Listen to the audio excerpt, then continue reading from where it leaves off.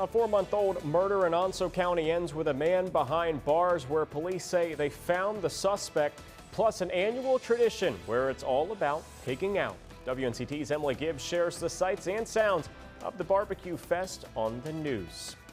Good evening and thank you for joining us tonight. I'm Josh Birch. We begin with new information tonight in Kinston. A man behind bars charged with murder after a Friday night shooting that killed 27-year-old Anthony Dove. Police say 66-year-old John Earl Simmons and Dove had attended a party together before that shooting. Police were dispatched to Field Street just after 9:30 on Friday night. Upon their arrival, they found Dove suffering from a gunshot wound to the chest. He was taken to Vidant, where he later died. Police are still searching for a motive in the case. Simmons is charged with murder and has been placed in the Lenoir County Jail without any bond. A man is also behind bars tonight in Onso County, charged with murdering a woman back in December. 41-year-old James Moore III has been arrested by police in Greensboro and charged with the murder of 22-year-old Shelby Brown. Brown was found dead in a field off of Thomas Humphrey Road in Pumpkin Center on New Year's Eve. Before her body was discovered by a group of teens, she had been last seen on December 3rd in Sneads Ferry. Her mother reported her missing on January 3rd. In New Bern, fire officials worked to put out an apartment fire that broke out around 7:30 Friday night. Officials say it happened along Landmark Circle. Fire departments from west of New Bern, Township 7, and the city of New Bern battled that blaze. It was put out about an hour later. Officials say between 7 and 8 people were displaced and 1 was sent to the hospital. The cause of that fire is still under investigation.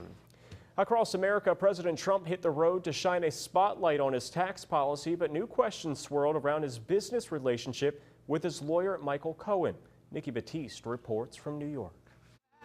President Trump was in Ohio touting tax reform Saturday. Back here in the East in Greenville, ladies took to the gun range today as part of Ladies Instruction Shoot Day. It's open to the public and is designed to teach women about firearms in a safe environment. It also encourages and educates women in responsible participation of recreational shooting. 51 women of all ages were taught how to use several types of firearms. The event's been held every year since 1999. Organizers say it's important women know how to use guns correctly. We found that a lot of them are concerned for their safety and they don't know anything about a gun, so they find this is an opportunity that they can come and get some instruction. The club holds several types of classes throughout the year. The next Ladies' Day will be held in October. Well, if the East is known for one thing, it's the barbecue. It's what drew thousands of people to Kinston today. BBQ Fest on the News kicked off yesterday afternoon with vendors, rides, and of course, that tasty barbecue. WNCT's Emily Gibbs reports. It's just plain whole hog cooking. The professional category's winner was Lazy Days. The backyard category went to Brown's Barbecue, and the showmanship to Lenoir Community College. Elsewhere in the East, if you were in need of medicine, Koinonia Church in Greenville was the place to be today. Mobile-free pharmacy handing out over-the-counter meds to the public. It's an event for anyone in need of medications. There were no requirements or restrictions. They offered things like cold and flu medicine, allergy medicine, and even vitamins. Biden sponsored that event.